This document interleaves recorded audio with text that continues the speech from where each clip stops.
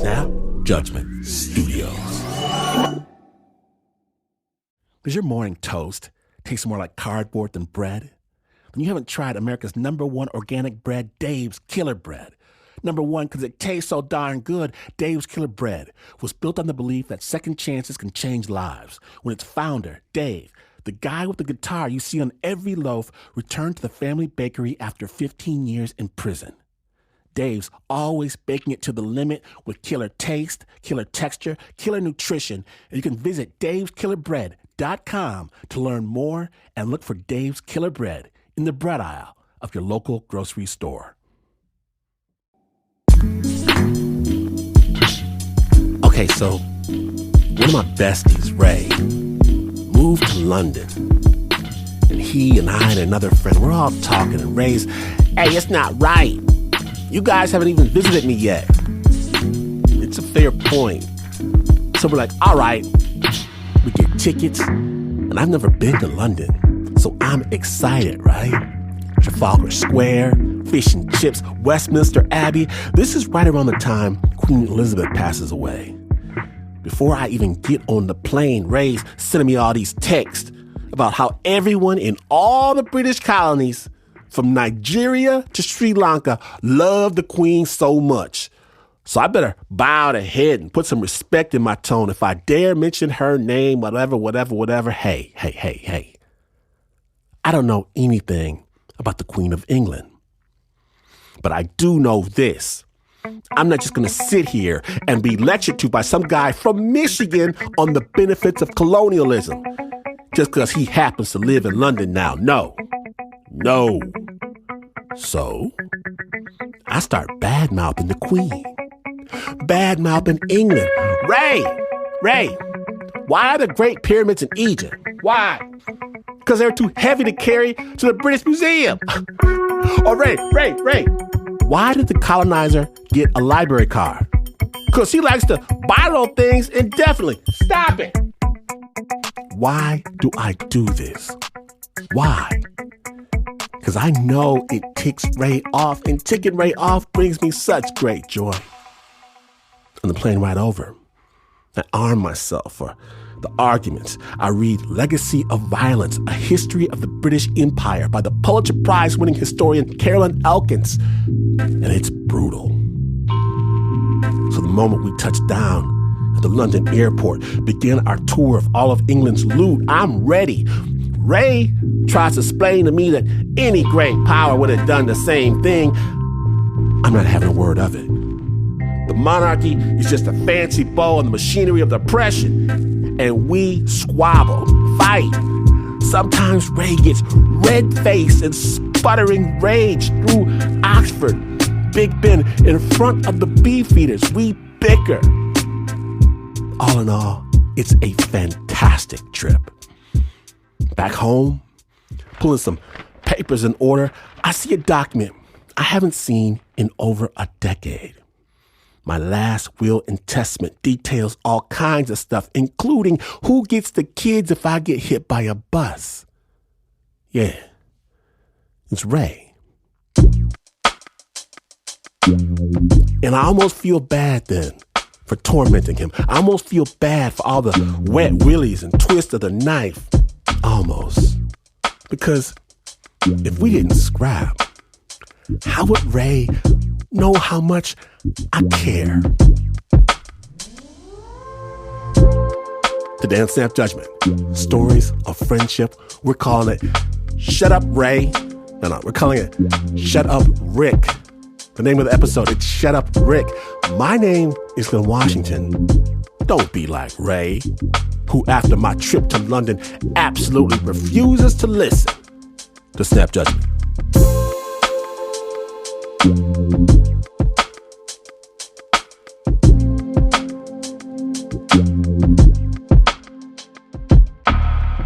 Now then, friendship can be hard, especially when you're going through something. At long last, comedian and writer Bucky Sinister, he thought he'd finally found his tribe at an AA meeting in San Francisco. The road back from addiction can be a hard one. And because of that, today's story does touch on drug addiction and references a death And as Bucky began his journey, there was one guy, a tattooed, loudmouth ex-con who Bucky would do anything to stay away from. Snap judgment. I had this little private ritual time of about an hour before the meeting started where I would go to a Pete's that was about to close down for the day. So I'd be the only person there, and I would just get this iced coffee and sit outside and watch the traffic. It's just a little island there of non-existence. I could have my own little time.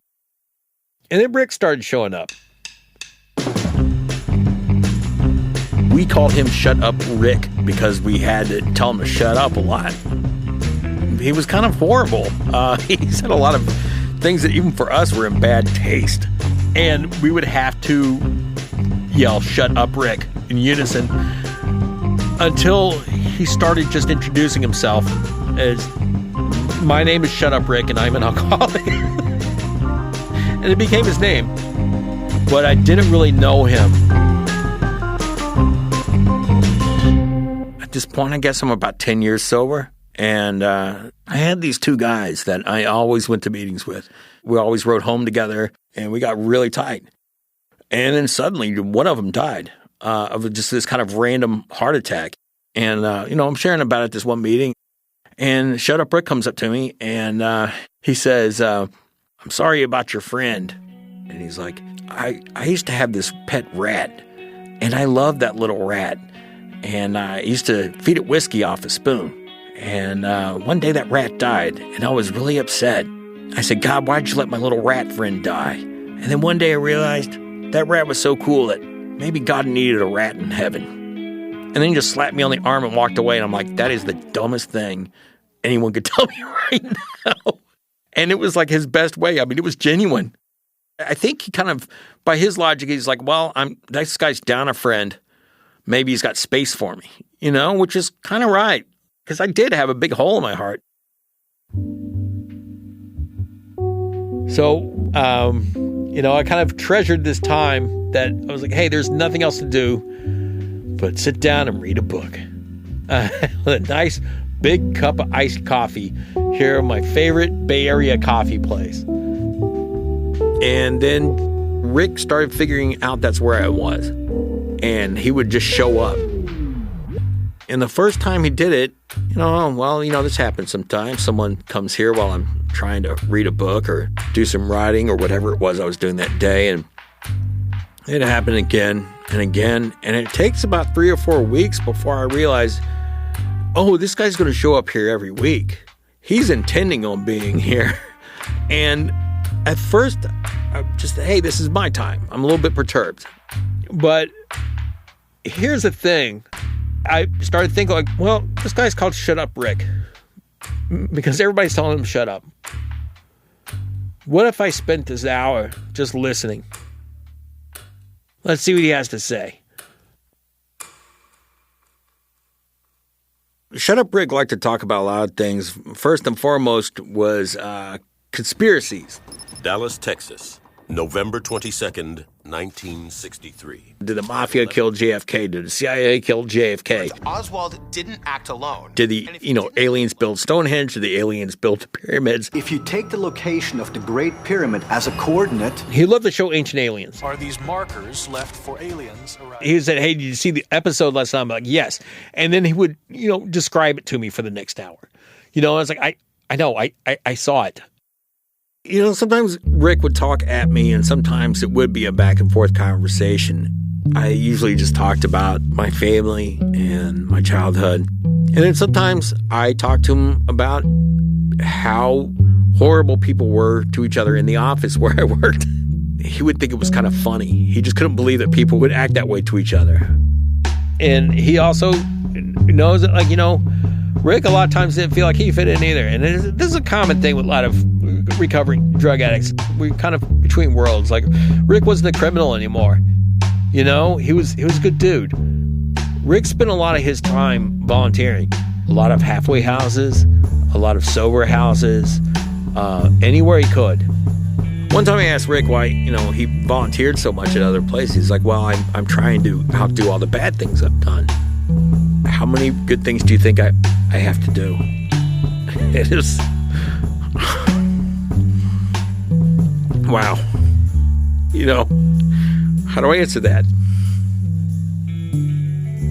There were a couple moments where I kind of realized that Rick and I were becoming better friends.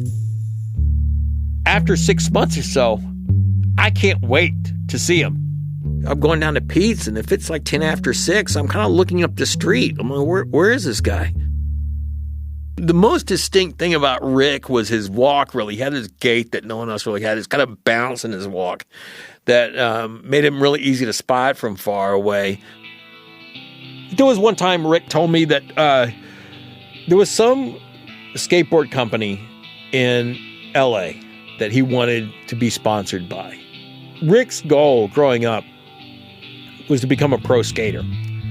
And he said, if I skateboard down to LA, will you sponsor me? And they're like, yeah, sure. So Rick gets a backpack, an extra pair of socks, an extra pair of underwear, a bunch of crackers and some peanut butter, and a big old sack of weed. And he started skating. And he skated down. There's this one moment where he hits this place down in Southern California where it's downhill for like miles. And he says, I sparked up this big doobie, lit it up, got really high, and I just coasted for 7 miles straight. And it was the most beautiful time of my life. And when he talked about that, it was just really like his best moment. Really, like, to know your best moment is kind of something. And if I ask you to think of your best moment, you'd have to think a while. And I honestly have to think a while too. I don't know what mine is. But Rick knew his. Rick knew what his best moment was. And it's just the moment he most loved being himself and where he was in life. And it's such a beautiful thing. The whole world doesn't exist. The world's just gone. We've created this temporary autonomous zone around us. We're like this little bubble of reality. Like, what exists here is me and Rick and 2 coffees. And that's the thing. It's like, here's something in my life I needed. I needed a friend like this. I needed someone like who's just a nice escape for me. This condition-free friendship. Just like he just wants to hang out. It's just really kind of pure and nice. But, there was one time he's like, I need some money. And this is always a dangerous thing when you're talking to people with, especially with people with heroin histories. When they say they need some money, like, it's a bad sign. So I got very concerned. I don't know if I want to give him this money because I can't risk this guy not being here. And I thought about it a whole lot, and I could just see the way he looked at me, and it was like, no one else believes in this guy. And maybe I'm the only guy who's going to believe him here. I got the money out of the ATM. We got the exact change together. And I loaned it to him. And he got his new glasses. He would tell everybody after that, oh man, I got these new glasses and they're awesome. My homeboy loaned me the money so I could get them. And that was really like when he started like referring to me as his homeboy or his buddy or his friend to other people. At some point, I realized I spent about 250 hours sitting with Rick. And I tried to think of who else in my life have I spent this much time with. I don't think anyone. And it was that realization of like, oh my God, was Rick my best friend? And I think he is. What would I do without this guy? I don't want to lose him. This guy's important to me. I started noticing Rick wasn't showing up. And usually he called me when he wasn't showing up. And I did think, well, it's possible he relapsed, but probably not. But one of the things that he would do sometimes is that he would go off his meds. And he would not hang out when he was doing that. So I figured he's off his meds, or maybe he's between prescriptions. Call him, and his number's not working. And a lot of times he always had these burner phones, and sometimes they just stop working. And I was like, okay, well, he doesn't have a phone. That, probably means he just doesn't have a phone.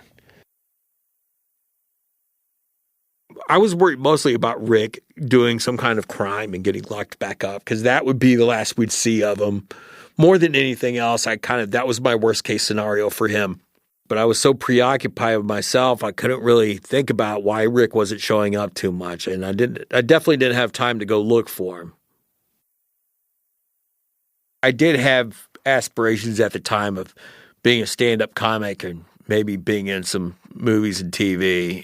So I decided to move to Los Angeles. I had a condo, and it was at the peak of the market, so I could sell that and just get a bunch of money. So I was really kind of only thinking about myself the last few months I was there. I would pack or, just move stuff out of my house. And I was like, well, whatever he's dealing with, he'll figure it out. I kept trying to look for him best I could, through other people. I was trying to call him old San Francisco buddies, trying to figure out, have you seen this guy? What's going on? Finally, one of them does touch base with me, and I've moved to LA, and someone says, hey, this guy with his halfway house told me that Shut Up Rick died. And I said, I don't think he's dead. I think he's either relapsed or he's in jail. He's done something. He's just sitting in county. We can find out pretty easily by calling the medical examiner. I'll call you right back. So I called the medical examiner and I said, hey, I'm looking for Rick Loddy. And they said, almost immediately, we have a Richard. And I was like, oh. I said, early 50s, lots of jailhouse tattoos, missing most of his teeth. And yeah, that's him. He died of pneumonia in August. So he died actually right before I left. So I said, hey, do you need help trying to locate his next of kin? The guy said, oh, we called them. And they refused his remains. Maybe his family didn't have the money for it. And that tore me up. I just didn't want him to be alone. If you're in this situation, they basically do an autopsy and then cremate you right away. And then the county will keep you for a certain amount of time. And if no one claims your remains by that point, you're just buried in a mass grave. I said, well, can I claim him? And they're like, yeah, you just have to reimburse the county for the cremation cost. And in my mind, it's $75. And he goes, $1,040. $1,000. Oh. The deal to sell the condo had just actually closed the week before. So I'm sitting on this almost embarrassing amount of money. I'm like, well, I guess I know what my first big purchase is going to be. And I said, how do I pick this up? We'll mail him to you. And he says, hey, there's one more thing you could do for us. If you could help us fill out the death certificate, we'd really appreciate that. So they sent me what they had. There was a blank on the death certificate for occupation. And I put professional skateboarder. Because that was his dream. So I figured, on the records, he made it.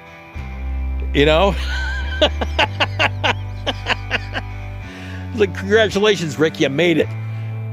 You're a pro.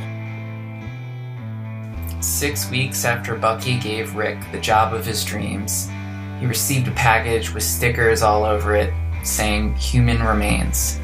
They were Shut Up Rick's ashes. And I still have them, of course. I thought about spreading them, but I was like, you know what? I don't want to. I kind of like having this guy around. I'll take him to a little coffee shop with me. I'll take him to Starbucks or whatever and sit there and have a little coffee and remember, it's I'm never lonely. like I'm never without a friend. You know, it's just really sweet.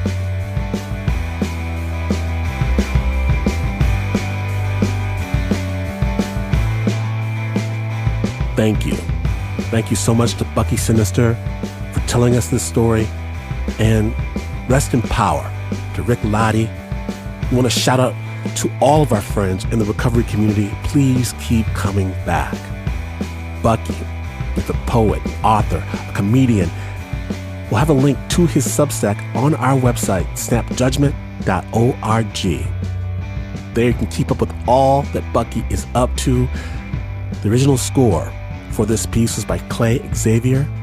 It was produced by Zahra Noorbaksh and John Fecile.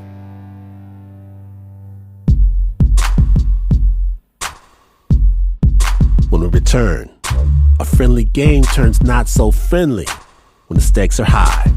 When the Snap Judgment Shut Up Rick episode continues, stay tuned.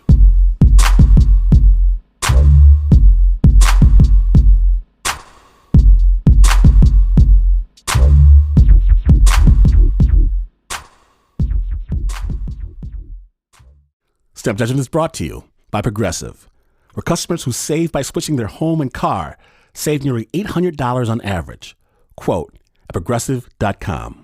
Progressive Casualty Insurance Company and affiliates, national average 12-month savings of $793 by new customers surveyed who saved with Progressive between June 2021 and May 2022. Potential savings will vary.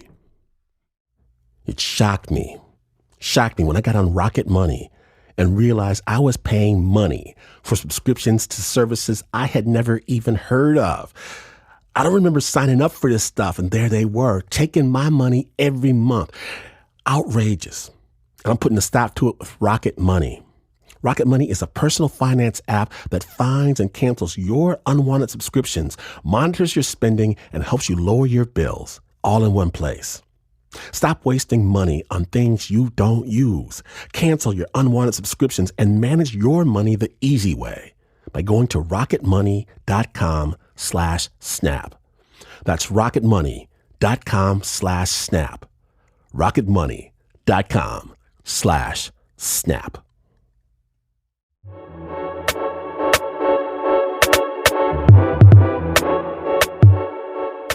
Welcome back to Snap Judgment.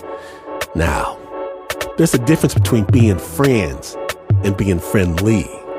And large amounts of cash tend to reveal those differences pretty quickly. Joe Rosenberg brings us a story involving a Japanese businessman, $20 million, and the most ancient and honorable form of ritualized combat. So our story is going to start with this guy.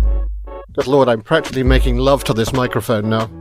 His name is Jonathan Rendell. I'm a deputy chairman of Christie's in America, who spent a lot of his time in the late 80s, early 90s selling material to Japan. Material, meaning art.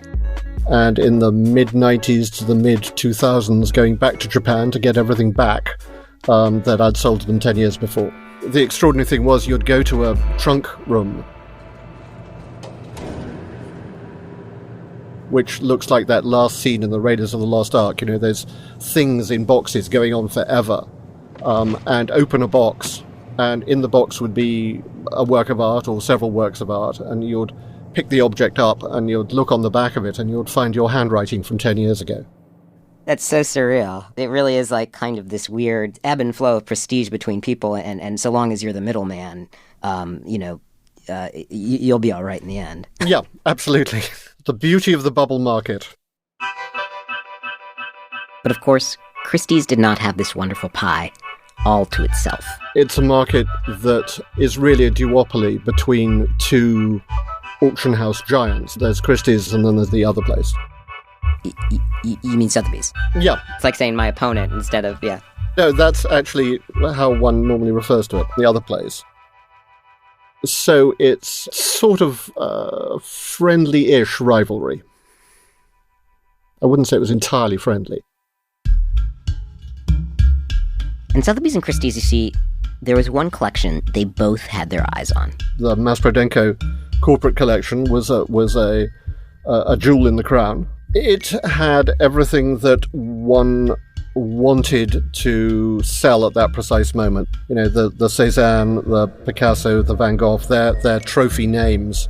And, most importantly, it was $20 million worth of business. There was just one problem.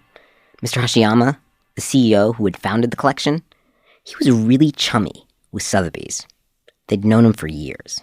If Christie's wanted that $20 million worth of business, they were going to have to win him over.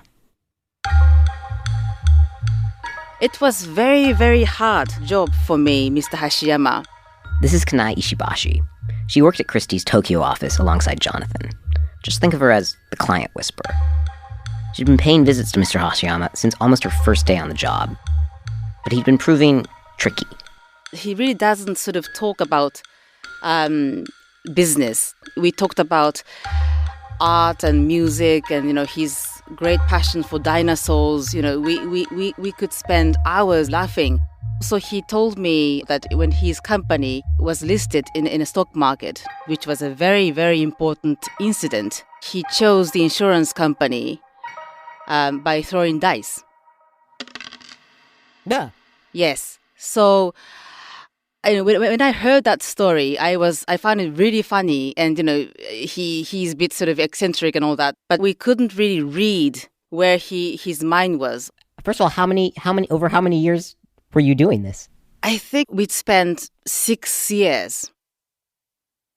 6 years? Yeah, meeting with Mr. Hashiyama before the auction. That's incredible. And meanwhile, though, you're not the only person meeting with him, I would take it. No. Sotheby's, they were there all the time. And after both houses had finally given their big presentations on why Mr. Hashiyama should choose them and not, the other place, he came back with this extraordinary request. I received a call from Mr. Hashiyama in the office, and he said in order to determine which auction house to handle collection, I would like both of you, Christie's and Sotheby's, to play the game rock, paper, scissors. Yes, you heard her right. Rock, paper, scissors, shoot. Mr. Hashiyama wanted the two biggest auction houses in the world to play a $20 million game of Rochambeau.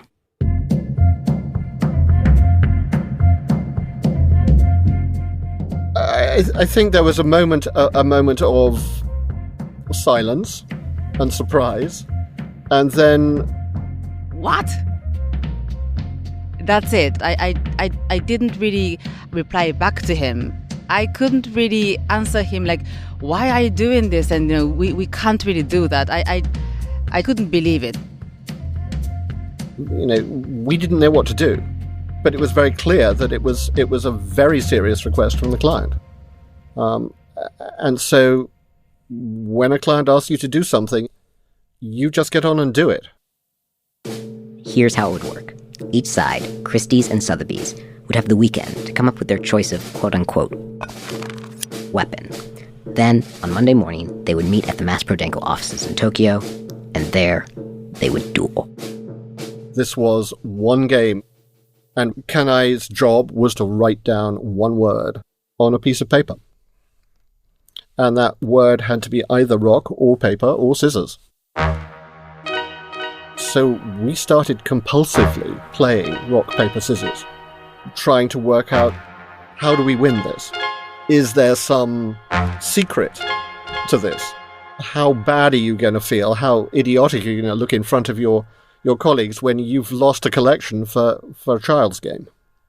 I don't really remember those 3 days. I mean, I was under enormous pressure to think what would be the best strategy. But my struggle was always that I knew that there is no strategy because it's just a pure chance. So constantly, whenever I had some moment on a train or walking in the streets, I suddenly sort of thought about rock, paper, scissors. I had to contemplate between choices. I think it's paper. No, I think it's rock. Then I said, no, I shouldn't do it because there is no answer. There is no answer.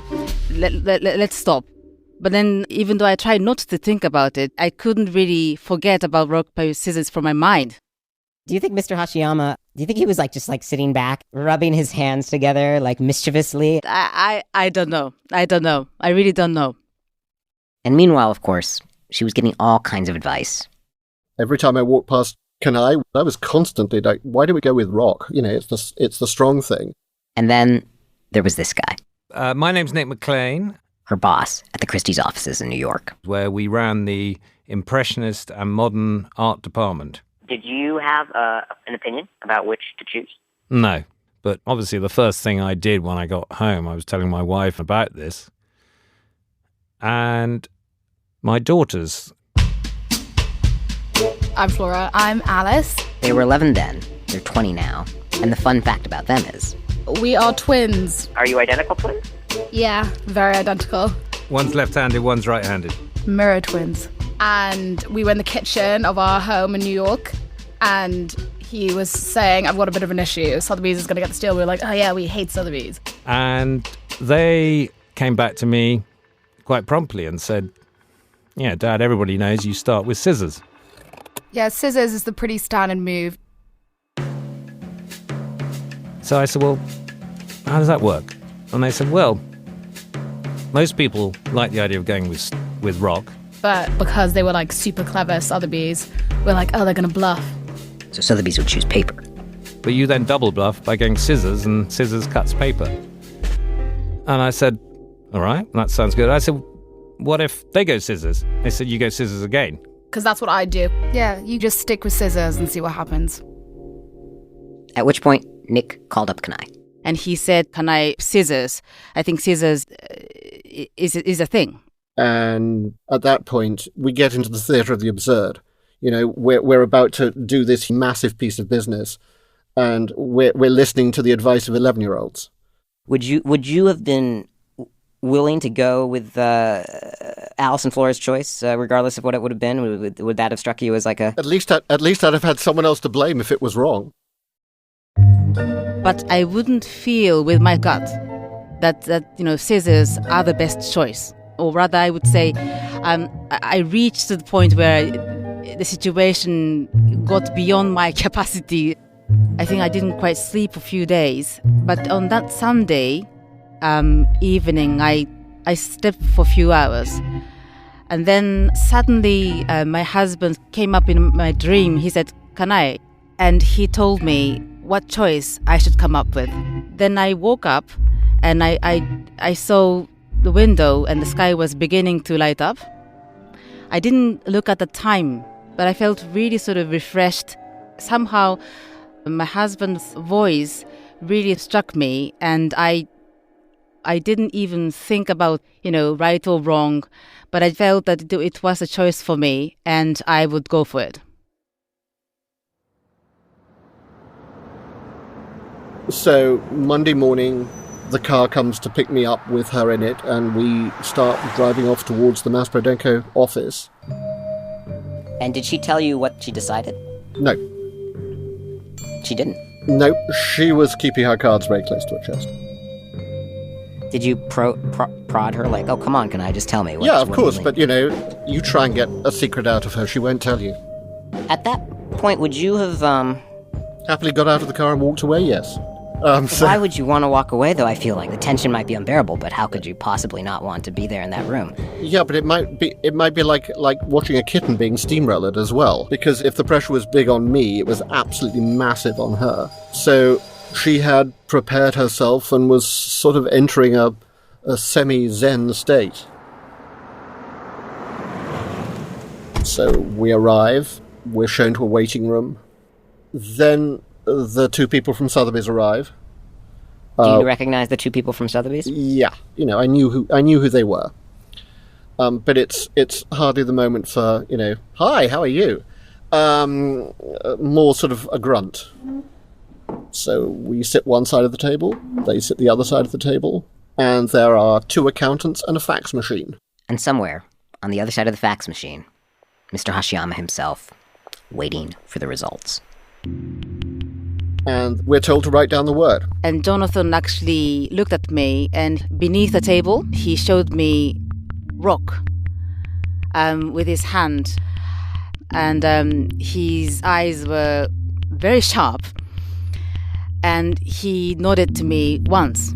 I think he nodded to make sure that it was a good decision. And she's just saying nothing, so... Nothing.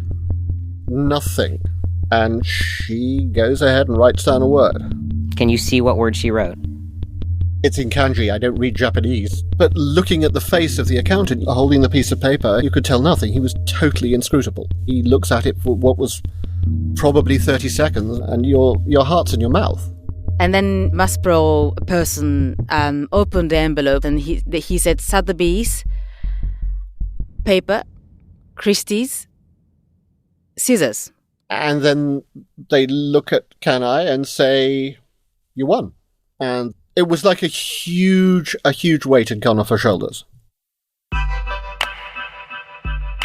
But after we went outside the building, we screamed.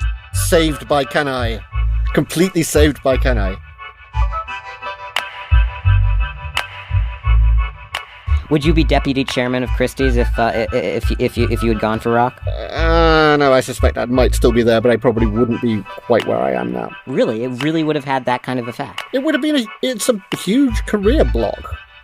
You just lost a great big deal. Obviously, he should have come to us first.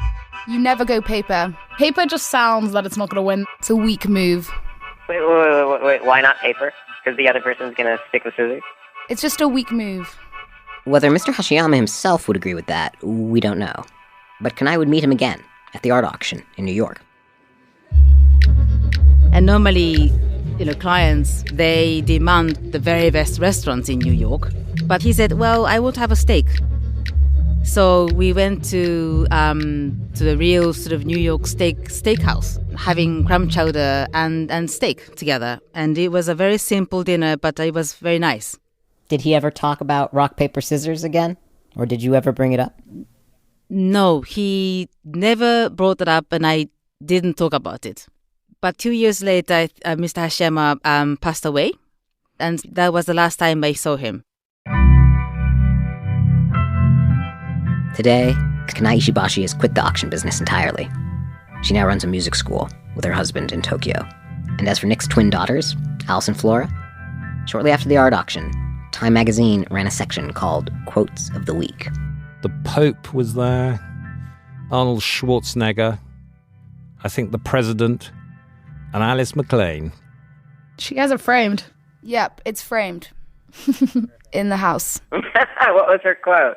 Everybody knows you go scissors.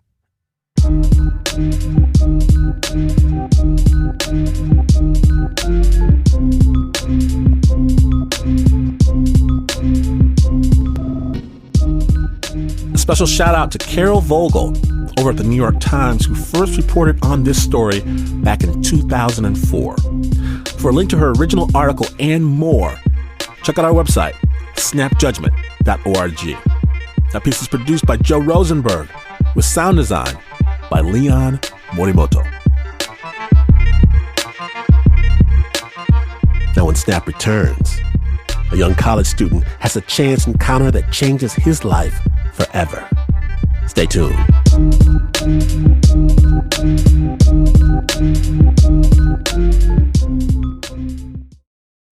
When we think of sports stories, we tend to think of tales of epic on-the-field glory or incredible against-all-odds comeback stories. But the new podcast, Sports Explains the World, brings you some of the wildest and most surprising sports stories you've never heard. Like the teenager who wrote a Wikipedia page that got a young athlete signed to $1 million deal. Listen to Sports Explains the World on the Wondery app or wherever you get your podcasts. Support for Snap Judgment comes from Odoo. What is Odoo? Well, Odoo is the only software your business will ever need.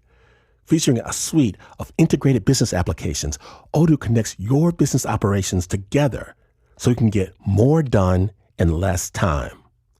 Odoo has apps for everything: CRM, accounting, sales, HR, inventory, marketing, manufacturing, you name it. Odoo's got it. To learn more, visit odoo.com/snap. That's ODOO.com/snap. Welcome back to Snap Judgment. My name is Glenn Washington, and today we're digging into the nitty-gritty of friendship. Next up, Snap storyteller extraordinaire, Mr. Don Reed, hits the stage for Snap Judgment Live. I grew up on East 14th in Oakland, California. When I was like 20 years old, I got recruited to UCLA on a speech and debate scholarship, a partial scholarship. But nobody told me that partial scholarship, loosely translated, actually stands for not enough money. Yeah, I was suffering bad. I was really excited when I first headed off for UCLA. I hopped on a plane.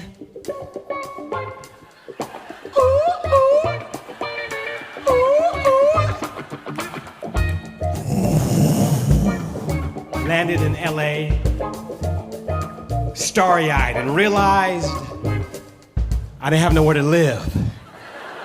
Hadn't quite thought that part out yet, right?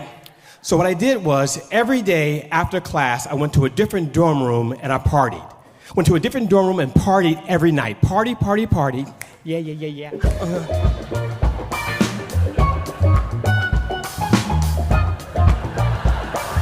Dancing white to fit in. Hi, how are you? How are you doing? How are you? And crashed in a different dorm room every night. But they caught on to me. So then I slept in the movie theater, and they caught on to me. So then I got a brilliant idea to sleep in the girls' restroom at UCLA. They had those little couches, you know, those little period couches? Those little, it's my time of the month, you might back up, I might choke you couches. I sleep in those. Now, the building where the speech team met had a lot of those couches. Kinsey Hall, built in 1929 with words of wisdom etched in stone over the doorway. But I never read it.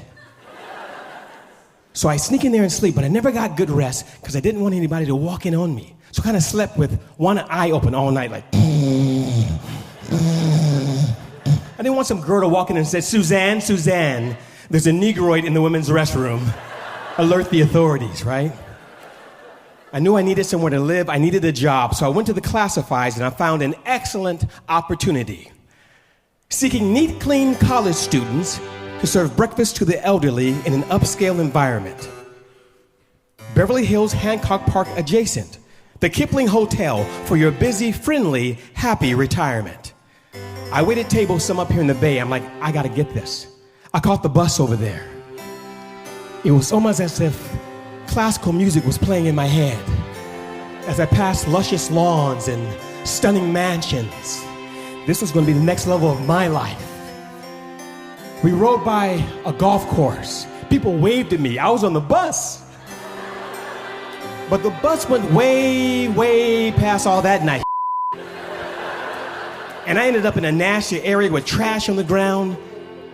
Heard errant gunshots. Pow, pow, pow, pow, pow, pow. Woo! Police helicopter. A little scroungy dog ran by. Looked like he gave me the finger. How do you give the finger with a paw? I stepped off the bus, and there was the Kipling in all its non-fantasticness. I walked into the lobby, and I was immediately met by the scent of urine and log cabin syrup. Kind of nasty, but kind of sweet. I went through the interview. It went well. They told me they'd let me know. They did let me know. I got it. Serving breakfast to the elderly for room and board. Now, every day after you finish your shift, you had to kind of rush through the lobby because the old folks would be camped out in the lobby and they try to capture you with a long-ass, boring story. The kind that destroys your soul. The kind that, while you're listening, you go, am I dying as I'm listening to this? Did you just reference Custer? How long have you been on the planet? So you had to do this little move where you kind of jog through the lobby and point your watch like, I got things to do. But sometimes I just slowed down and I got to know some of them. I got to know this one old guy named George. One day he was standing in the dining room.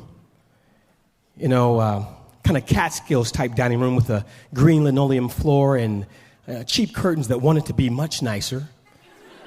And George, standing there 5'2" with his little dead finger, he's like, Don, hold on just a second. I want to talk to you for a second, Don. I want to talk to you. I have a situation, and you're a smart guy. You serve me my breakfast each morning. I want to know if you think what I'm thinking about doing is a good idea, okay, Don? Okay, look over here, okay? Look right there. That's my seat. Every day, breakfast, lunch, dinner, everybody knows that that's my seat. But now there's this new guy, an old guy. He just plops in my seat. He just plots in my seat. He's giving me the spilkers, this guy. This guy's giving me the spilkers, okay? Okay, I'm thinking about doing something. I want to know if you think it's a good idea, okay? I'm thinking of going up behind him and stabbing him in the back of the head with a fork. You think that's a good idea? To stab him in the back of the head with a fork. You think look at him, watch him, watch the son of, watch him chew. I hate that guy. I'm too old for this. I'm 92 years old, okay? My wife died 25 years ago. Every night I say my prayers. I say, dear God, when I wake up, please let me be dead. I wake up, damn it, still alive. So how things going for you? I said, they're going pretty good, George, but I'm having a hard time staying in school financially, and I really just want to be a comedian. He said, you could do that.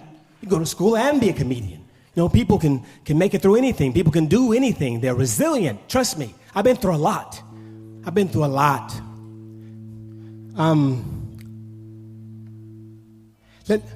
Let me tell you a story, Don, okay? I used to live overseas. And one day, they marched into our area and they say that we're going to be prisoners of war. We're like, okay, we're going to be prisoners of war, right? But what they did, Don, is they took us to this camp, and then they tell us that we're just going to be held. Don, you see these numbers on my arm right here? He pointed to some numbers tattooed on his forearm. They put those on me there. And so one day, a soldier walks in dressed in all black, and he says, it's time to take a shower. Now, we knew some folks that headed off to these showers. We don't quite remember seeing them again. Didn't know if they were transferred. Confusing. But we changed clothes. We get in line. It's almost my group's turn to walk inside these showers. And Allied soldiers, British, American, I don't know, they show up and pop, pop, pop. They shoot the guys in the black. Pop, pop, pop. They shoot the SS guys in the black. And they freed us. And that's why you'll never hear me say an ill word about a soldier that's fighting for good. They try to say all soldiers are murderers, they're all killers, but sometimes you gotta do that. Sometimes you gotta fight. When someone's trying to wipe out your entire culture, you gotta fight. You better fight. You gotta fight, Don. But you don't have time to listen to all that stuff. You're real busy and you got a lot to do. I said, that's okay, George. He said, Don, did I ever tell you I had a beautiful wife? She was beautiful. She had this song. Well, I sing it to her. I sing the song to her. Go, hold on, I got it. Hold on. You are most beautiful girl in the whole wide world. You are beautiful girl. Da da da da. It's a short song. I made it up. But Don, I tell you, I've lived a good life. I treat people well. I keep my word. That's a big thing. You got to keep your word. You got to keep your word, Don. But I've lived too damn long. 92 years old. Every night I still say my prayers. Dear God, when I wake up, let me be dead. I wake up, damn it, still here. And you know what, Don? You know what they still give me? I'm 92. You know what they still give me? My driver's license. You better watch out for me. I'll run you right down. I'll run you right down. I lived and worked at the Kipling for 5 years, serving breakfast to the elderly, and they served me stories. I left the Kipling, and things went very, very well for me. Many, many years later, I got a big project, working with a huge star. Her name rhymes with Mopra.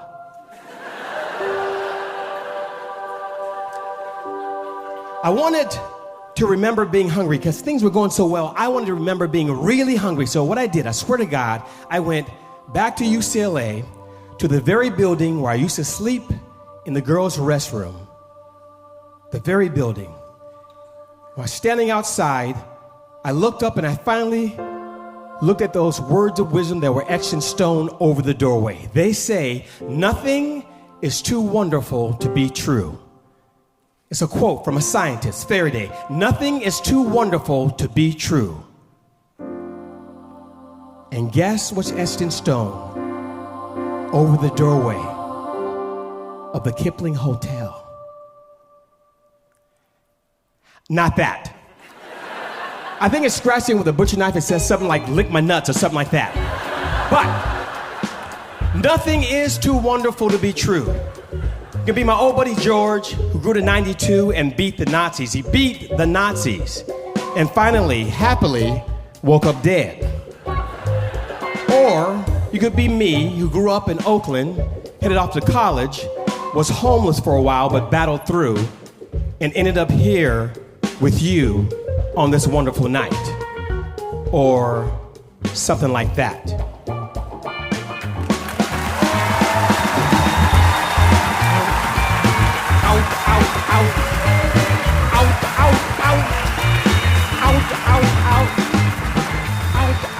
Don Reed. That story was performed at Snap Judgment Live in San Francisco by Don Reed. Music performed by the Snap Judgment players Alex Mandel, David Brandt, and Tim Frick.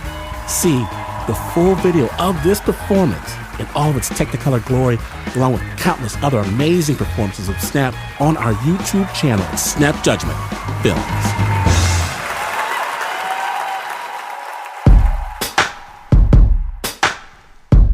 There and back again. That is what it's all about. And you know what's better than hearing a story? Giving a story. And you can give the gift of story by sending your friends and your enemies a little taste of the Snap Judgment podcast. They will love it, I promise. But I mentioned Snap Judgment's evil twin show, Spook. It's available everywhere. Snap is brought to you by the team that never takes their friends for granted, except for the Uber producer, Mr. Mark Ristich. He actually lets my phone calls go directly to voicemail. It's outrageous. There's Nancy Lopez, Pat Mesiti-Miller, Anna Sussman, Renzo Gorio, John Fecile, Shayna Shealy, Teo DeCott, Flo Wiley, Marissa Dodge, Bo Walsh, David Exame, and Regina Bariaco. And this is not the news. No way is this the news. In fact, you could travel all over a country you'd never been to before, loudly debating the country's history with a person just as ignorant as you are, and you would still not be as far away from the news as this is. But this is PNP.